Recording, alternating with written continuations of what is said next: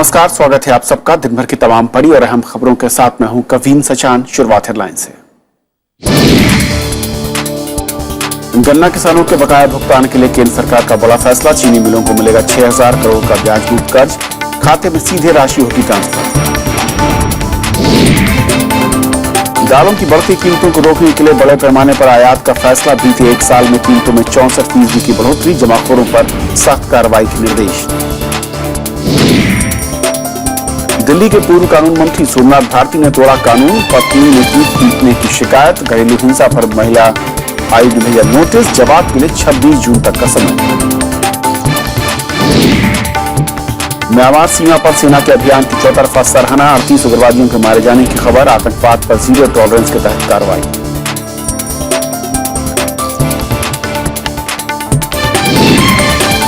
चार 4,000 से ज्यादा एनजीओ के लाइसेंस रद्द। विदेशी चंदा हासिल करने में नियमों के उल्लंघन का आरोप। विपक्ष ने बताया दमनकारी कार्रवाई।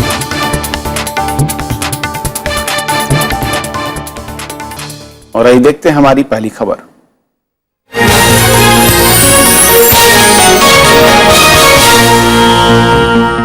जल्द ही गन्ना किसानों को चीनी मिलों से अपना बकाया मिल जाएगा। केंद्र सरकार ने बकाया भुगतान के लिए चीनी मिलों को 6,000 करोड़ रुपए का ब्याज मुक्त कर्ज देने का फैसला किया है। प्रक्रिया पूरी होने के बाद ये राशि सीधे किसानों के खाते में जाएगी। हालांकि गन्ना किसान और चीनी मिल मालिक इसे नाकाफी बता रहे हैं। हाल गन्ना किसानों को राहत देने के लिए सीसीईए ने चीनी मिलों को 6,000 करोड़ रुपए का ब्याज मुक्त कर्ज देने का फैसला किया है। चीनी विकास निधि से मिलने वाली इस राशि से गन्ना किसानों के बकाये का भुगतान किया जाएगा। मिल अपनी लिस्ट तैयार करेगी कि कौन कौन से किसानों को कितना पैसा देना है और उस लिस्ट के आधार पर ये लोन मंजूर करने के बाद बैंक डायरेक्टली जनधन योजना में जो अकाउंट किसानों के खुले हैं उन डायरेक्ट अकाउंट पर मिल ने दी हुई लिस्ट के अनुसार डायरेक्ट पैसा उनके पास जमा करेंगे। सरकार ने उम्मीद जताई है कि इससे गन्ना किसानों और चीनी मिलों की दिक्कतें कम होंगी, लेकिन गन्ना किसानों और चीनी मिल मालिकों में इस पहल को लेकर खास उत्साह नहीं दिख रहा है। इस माह की मांग है कि सरकार सरप्लस चीनी खरीदे। चीनी के दाम में गिरावट के चलते उनकी लागत भी नहीं निकल रही है। वहीं किसान संगठन सरकार पर गन्ना किसानों की अनदेखी का आरोप लगा रहे हैं। ये है कि कुछ तो रिलीफ मिल जाएगा तुरंत, लेकिन इनमें उन फैक्ट्रियों के क्षेत्र के किसानों को नुकसान होगा जिसकी बैंक गारंटी नहीं है, जिसकी सरकार गारंटी नहीं लेगी। वो इस तरह की बहुत शुगर फैक्ट्रियां हैं। इस साल देश में 283 लाख टन तक चीनी उत्पादन की उम्मीद है। ये पिछले साल के उत्पादन के मुकाबले 43 लाख टन ज्यादा है। वहीं देश में चीनी की खपत करीब 248 लाख टन होगी। मांग की कमी के चलते भारी स्टॉक बचेगा। मिल मालिक इसको लेकर भी परेशान हैं। सरकार ने चीनी उद्योग की मांग पर आयात शुल्क को 25 से बढ़ाकर 40% कर दिया है, लेकिन चीनी मिलों पर संकट और गन्ना किसानों का बकाया 21,000 करोड़ रुपए से ज्यादा पहुंच गया है। ऐसे में किसान और चीनी मिल मालिक सरकार से मदद की मांग कर रहे हैं। अरविंद कुमार सिंह, राज्यसभा टीवी। और हमारे साथ बीजेपी नेता और सांसद भगत सिंह कोश्यारी हैं इस वक्त। भगत सिंह जी, स्वागत है आपका। कोश्यारी जी, सबसे पहले तो जिस तरीके से केंद्र सरकार ने फैसला किया है, नमस्कार, गन्ना मिल मालिकों और किसानों को कर्ज देने के लिए जो ब्याज मुक्त कर्ज होगा, क्या त्वरित का एक मैं कहूं राहत की बात जरूर कह रहे हैं किसान संगठन हो या फिर मिल मालिक हो, लेकिन आपको लगता है कि ये शुरुआत भर है, आगे कुछ और बढ़ेगी सरकार, या फिर ये जो पैकेज है इसी पैकेज के इर्द गिर्द सब कुछ खत्म हो जाएगा? नहीं, देखिए, अभी तो ये शुरुआत है। हमारी केंद्र की सरकार माननीय नरेंद्र मोदी जी के नेतृत्व में ये किसानों के प्रति संवेदनशील है कि तो किसानों की चिंता को जानती है। सरकार की अपनी सीमाएं हैं। सरकार ने अपने बजट का 42% सीधे राज्यों को दे दिया है। उस सबके बावजूद केंद्र सरकार लंबे समय से और भारतीय जनता पार्टी के सभी पदाधिकारी लंबे समय से अपेक्षा कर रहे थे कि सरकार इसके लिए कोई रास्ता निकाले, और निश्चित रूप से प्रधानमंत्री जी ने और कैबिनेट ने यह निर्णय लेकर के यह आश्वासन किसानों को दिया है कि हम उनके अपेक्षाओं के प्रति सजग हैं, उनकी पीड़ा को जानते हैं, समस्या को जानते हैं। इसलिए ये जो तत्कालिक राहत दी गई है, मैं सोचता हूं कि उससे आगे का रास्ता खुलेगा और किसानों को जो तत्काल कम से कम उनको जो परेशान है, पीड़ित हैं, और उनको उसका सीधे लाभ मिलेगा और आगे के लिए फिर निश्चित रूप से सरकार भविष्य में विचार करेगी। क्योंकि कोश्यारी जी जो मामला है वो करीब 20,000 करोड़ से ऊपर का पहुंच चुका है और ये पूरा का पूरा जो उद्योग है, एक तरफ मैं कहूं कि जो चीनी मिल मालिक हैं और दूसरे गन्ना उत्पादन करने वाले किसान, दोनों ही फटे हाल हैं इस वक्त में।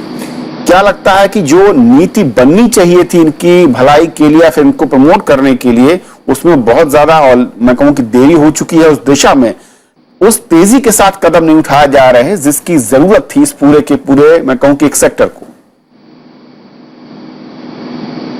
नहीं, देखिए, ये कोई आज की घटना नहीं है, ये कोई एक साल की बात नहीं है। दिक्कत क्या है कि पिछले अनेक वर्षों से जिस प्रकार से सरकारें, कोई भी हो, मैं किसी पार्टी विशेष को दोष नहीं दे रहा हूं, एक तरफ तो किसानों के हम लोगों ने गन्ना की कीमतें हमने कहा इतना बढ़ा देते हैं, एमएसपी बढ़ा देते हैं, स्टेट के सेंटर के अलग एमएसपी है, स्टेट अपने हिसाब से उसको बढ़ाते रहते हैं, और दूसरी ओर जो गन्ना के चीनी मिल मालिक हैं उनको लगता है कि दाम ज्यादा बढ़ रहे हैं। तो कहीं न कहीं मिल बैठ करके कभी भी अभी तक ये प्रयास ही नहीं किया गया कि ये पूरे देश के अंदर या पूरे प्रदेश वाइज एक राशनल जो होना चाहिए जिसमें किसानों का भी नुकसान न हो और मिल भी जिंदा रह सके, इस प्रकार का तो अभी कभी बैठ के प्रयास ही नहीं हुआ है। और मेरा तो सीधे कहना है, मैं भी सरकार में रहा हूं, कुल मिलाकर के एक बार सरकार को एक अच्छा ऊंचा आयोग बैठाना चाहिए और उसको तय करना चाहिए, क्योंकि पिछले 10 सालों से लगातार किसान परेशान है और चीनी मिल मालिक हमसे कहते हैं सर हमारी फलानी बिक रही है, तो ये इसका चीनी भी पैदा हो रही है और किसान को पैसा भी नहीं मिल रहा है, तो ये एक बड़ा एक प्रकार का द्वैत जैसा है और एक प्रकार का इससे तो ऐसा लगता है कि कहीं न कहीं कोई सामंजस्य है ही नहीं है।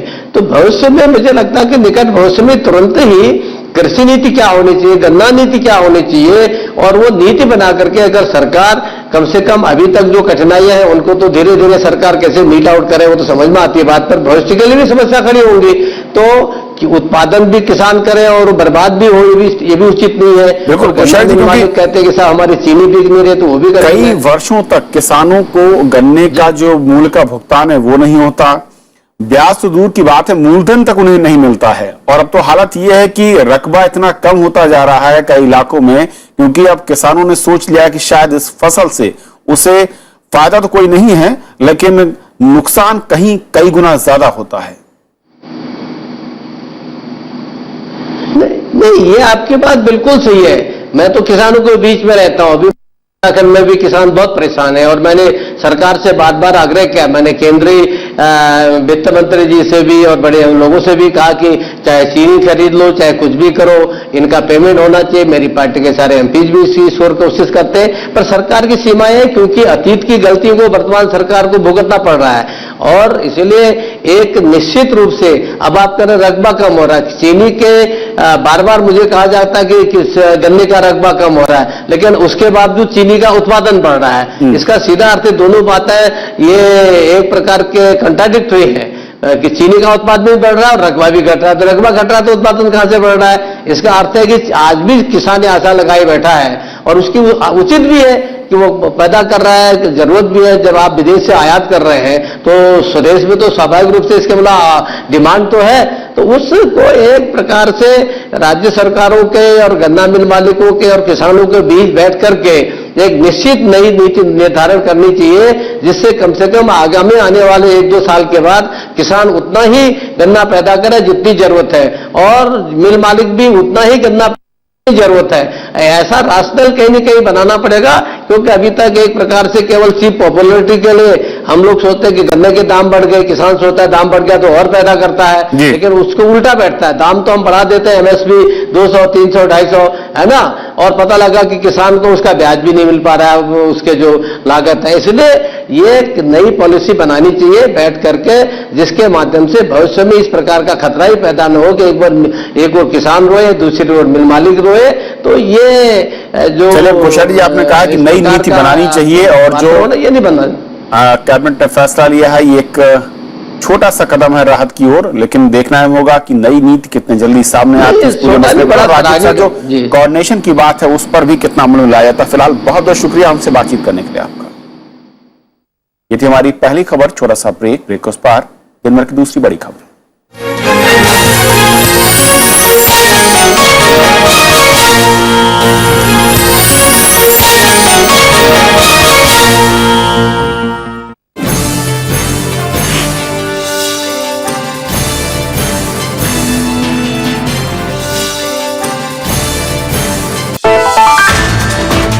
आतंकवाद पर भारत का कड़ा रुख, सरहद पर सेना की बड़ी कार्रवाई, खत्म किए म्यांमार में आतंकी शिविर। देखिए देश देशांतर ऑपरेशन म्यांमार आज रात 8:30 बजे।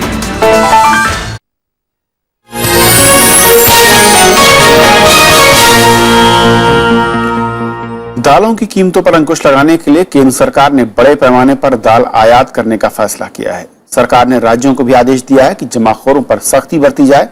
बीते एक साल में दाल की कीमतों में बेतहाशा बढ़ोतरी के बाद सरकार की यह सक्रियता सामने आई है। 2014-15 के फसल वर्ष में दलहन की पैदावार में 20 लाख टन की कमी दर्ज की गई। इस वजह से बीते एक साल में दालों की कीमतों में 64% का इजाफा हुआ है। कीमतों पर लगाम लगाने के लिए केंद्र सरकार ने बड़े पैमाने पर दालों के आयात करने का फैसला किया है। साथ ही राज्यों को जमाखोरों पर सख्त कार्रवाई के भी निर्देश दिए गए हैं।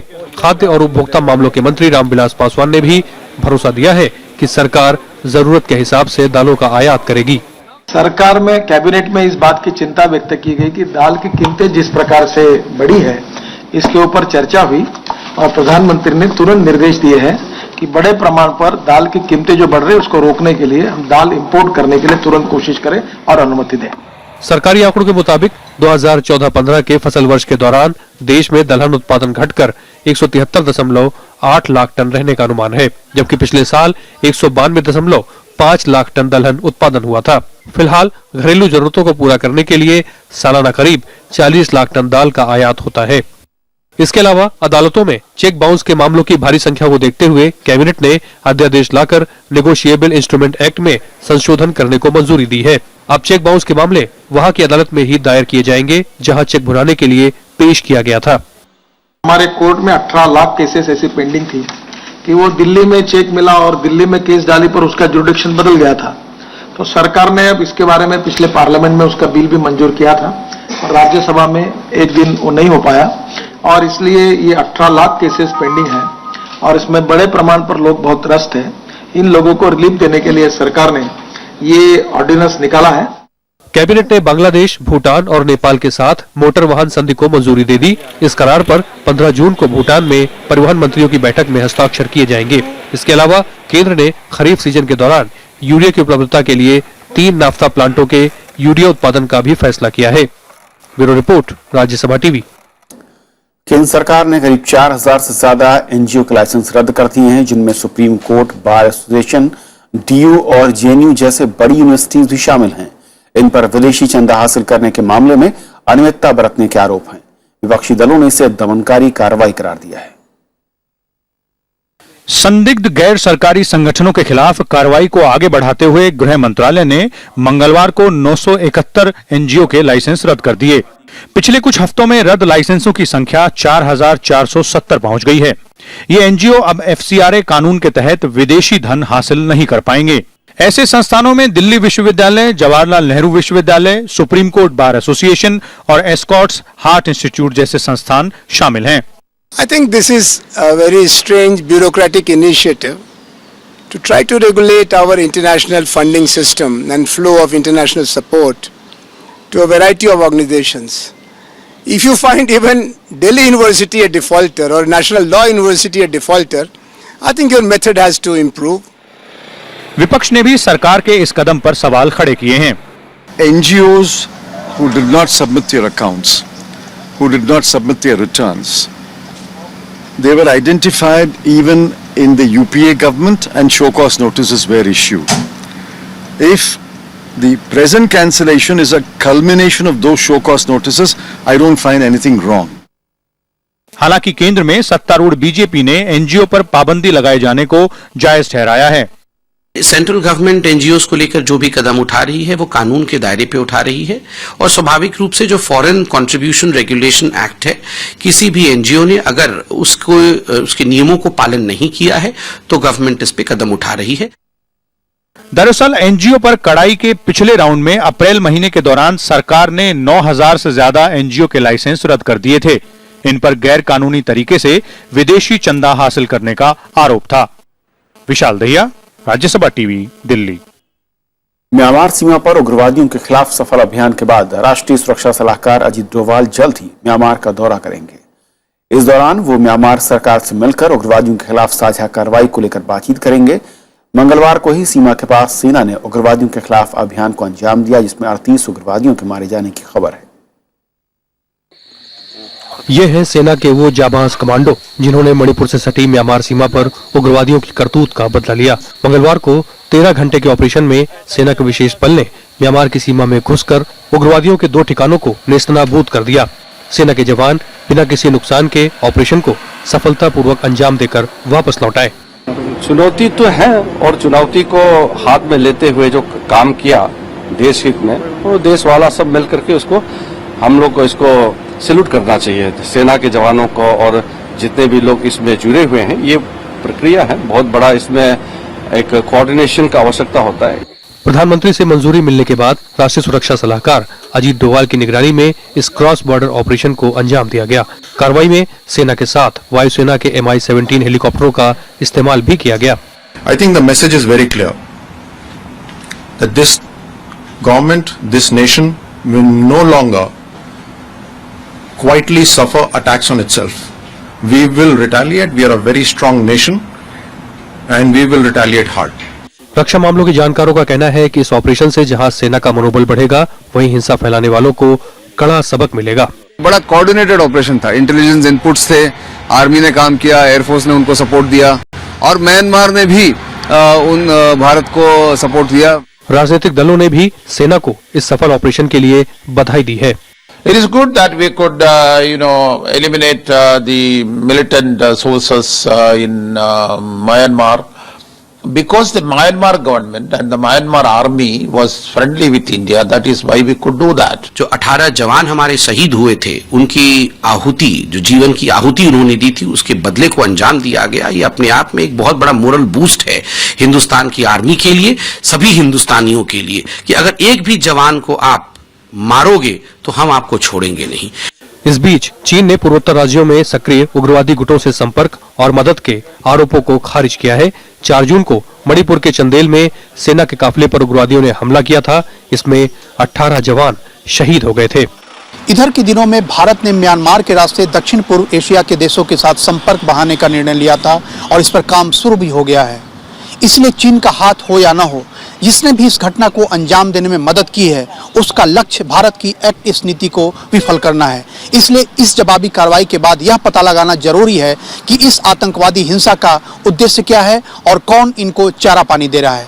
राज्यसभा टेलीविजन के लिए कैमरा पर्सन अनिर्बान के साथ दिल्ली से अखिलेश सुमन। एक के बाद एक आम आदमी पार्टी के 2 पूर्व कानून मंत्रियों पर गैर कानूनी हरकत के आरोप लग रहे हैं। ताजा मामला पूर्व कानून मंत्री सोमनाथ भारती से जुड़ा है। इस बार उनकी पत्नी ने उन पर मारपीट का आरोप लगाया है। लिपिका मित्रा ने दिल्ली महिला आयोग में घरेलू हिंसा की शिकायत दर्ज कराई है।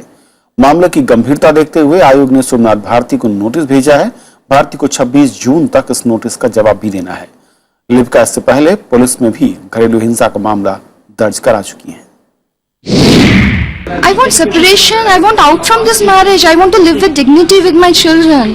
2010 से चल रहा है. 2010 से चल रहा है. So it would be difficult for me to summarize it. It's going on for such a long time. It's a long thing.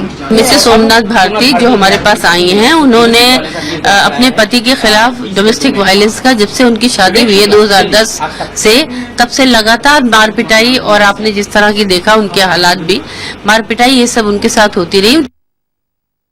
और बात कल तक दिल्ली के कानून मंत्रालय की जिम्मेदारी संभाल रहे जितेंद्र तोमर की। अवध यूनिवर्सिटी ने साफ किया है कि तोमर ने उनके यहां से स्नातक की डिग्री हासिल नहीं की है, जबकि तोमर के मुताबिक उन्होंने यहीं से BSc की डिग्री ली है। इस फर्जीवाड़े के आरोप में तोमर अपनी कुर्सी गंवा चुके हैं। मुख्यमंत्री केजरीवाल ने उनकी जगह कपिल मिश्रा को नया कानून मंत्री बनाने का फैसला किया है। फर्जी डिग्री मामले में दिल्ली के पूर्व कानून मंत्री जितेंद्र सिंह तोमर की गिरफ्तारी के बाद विपक्ष ने आक्रामक तेवर अख्तियार कर लिए हैं। कांग्रेस कार्यकर्ताओं ने दिल्ली में प्रदर्शन किया और तोमर की विधानसभा सदस्यता को रद्द करने के साथ साथ मुख्यमंत्री अरविंद केजरीवाल से भी नैतिक आधार पर इस्तीफे की मांग की है।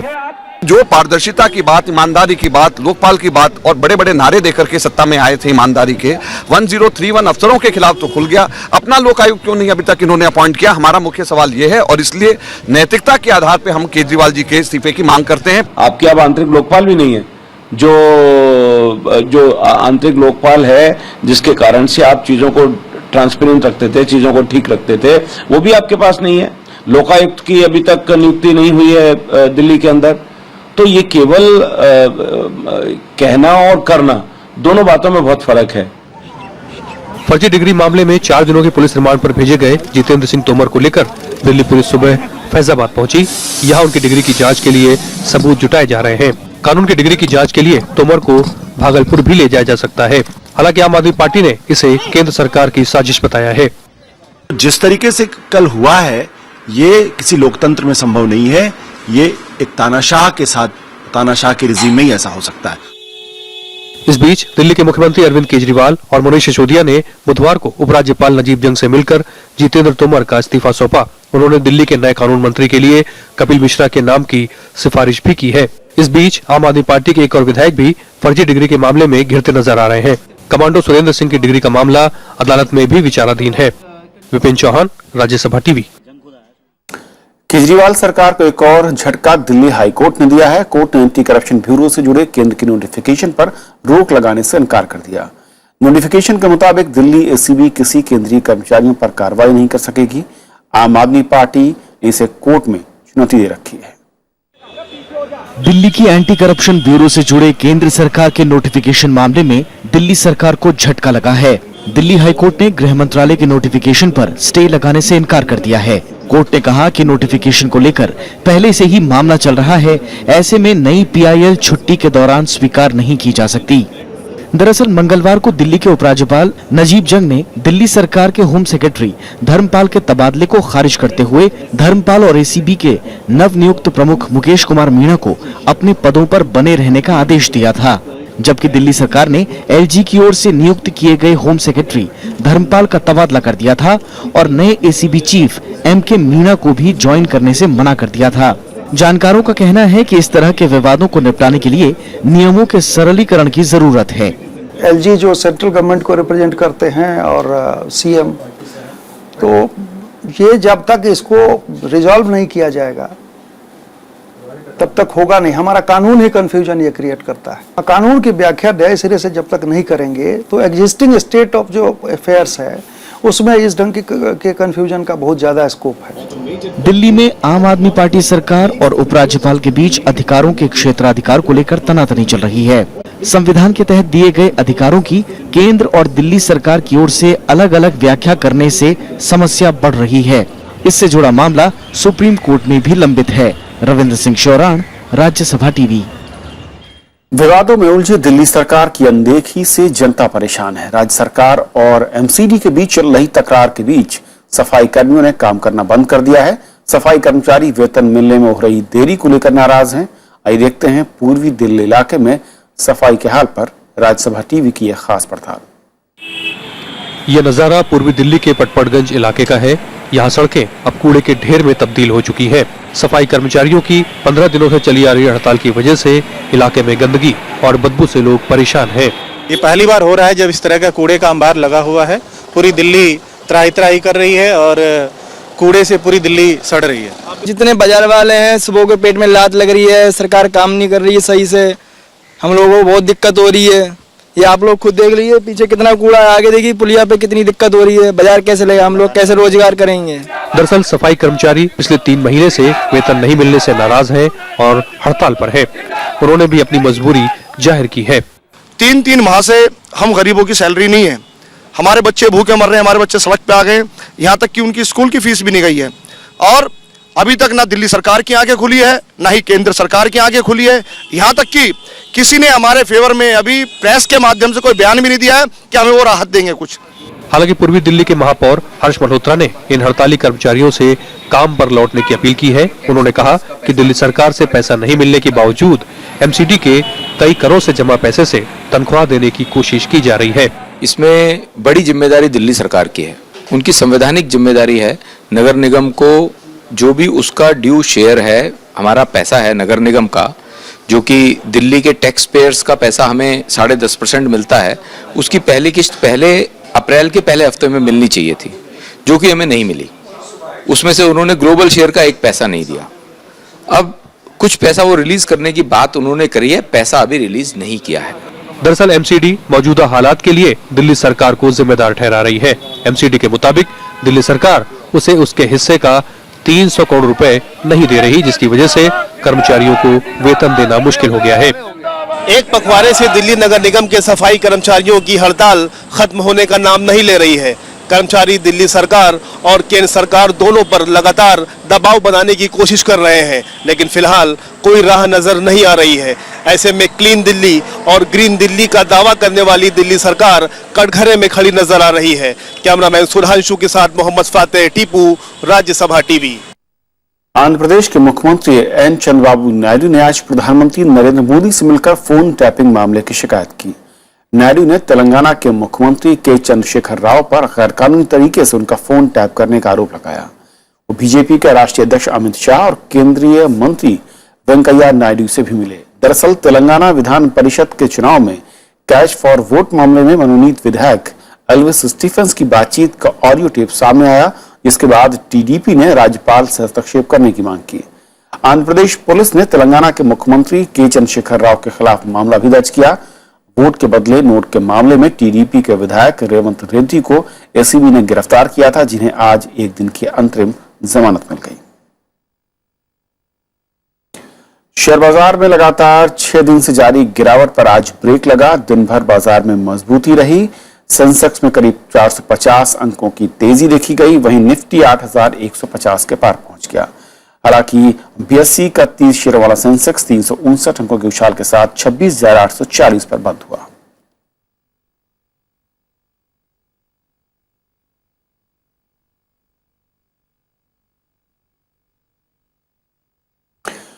और रेलवे एक नई सुविधा के साथ आ रहा है। जी हां, तत्काल सुविधा के तहत अब पहले घंटे में सिर्फ एसी टिकट ही मिल पाएंगे। स्लीपर की बुकिंग 11 बजे के बाद से शुरू होगी। रेलवे के मुताबिक अब तत्काल और प्रीमियम टिकट कैंसिल कराने पर पैसे वापस मिलेंगे।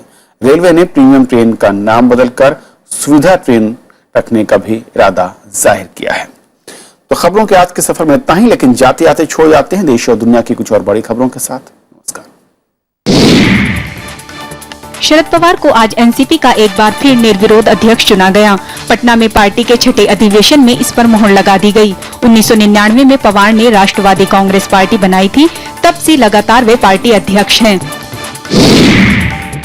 पूर्वोत्तर में भारी बारिश से असम में बाढ़ से हालात खराब हो गए हैं। राज्य के आपदा प्रबंधन विभाग के मुताबिक 8 जिलों की करीब 80,000 आबादी बाढ़ की चपेट में है। सोनीतपुर और लखीमपुर जिले में 50,000 लोग बेघर हो गए हैं। जम्मू कश्मीर के सीमावर्ती इलाके राजौरी में जंगल में आग लग गई। इससे टिम्बर में रखी सैकड़ों टन लकड़ी खाक हो गई। आग ने आसपास के जंगल को भी अपनी चपेट में ले लिया। इसको देखते हुए आसपास के रिहायशी इलाकों को खाली करा लिया गया है। पाकिस्तान की आतंकवाद निरोधी अदालत ने 2008 के मुंबई आतंकी हमले की सुनवाई 17 जून तक टाल दी है। वकीलों की हड़ताल के चलते ये फैसला किया गया है। मामले में हमले का मास्टरमाइंड ज़कीउर रहमान लखवी समेत 7 लोग आरोपी हैं। इराक की राजधानी बगदाद में सिलसिलेवार बम धमाकों में 20 लोगों की मौत हो गई। पुलिस ने बताया कि राजधानी बगदाद के पूर्व इलाके में एक रेस्टोरेंट के बाहर एक कार में हुए बम धमाके में 10 लोगों की मौत हो गई और कई लोग घायल हो गए। दक्षिण कोरिया में पिछले 2 दिनों में मर्स बीमारी के 108 नए मामले सामने आए हैं और 2 लोगों की मौत हो गई है। मिडिल ईस्ट रेस्पिरेटरी सिंड्रोम नाम के इस रोग से दुनिया भर में अब तक 448 लोगों की मौत हो चुकी है। इटली में समुद्री तट रक्षक बल ने भूमध्य सागर से कई अवैध प्रवासियों को बचाया। फिलहाल इन प्रवासी लोगों की नागरिकता का पता नहीं चल पाया है। ये भूमध्य सागर पार कर यूरोप जाना चाहते थे।